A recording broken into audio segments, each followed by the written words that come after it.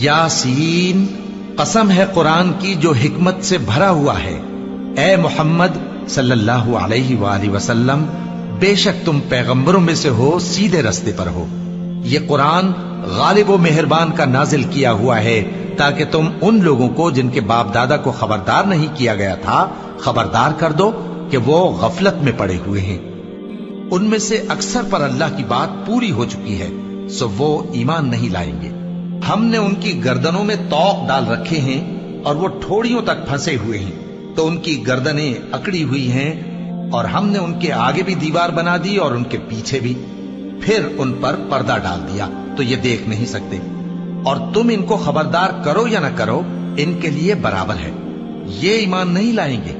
तुम तो सिर्फ उस शख्स को खबरदार कर सकते हो जो इस नसीहत यानी कुरान की पैरवी करे और रहमान से गायबाना डरे, सो उसको मगफिरत और बड़े सवाब की बिशारत सुना दो।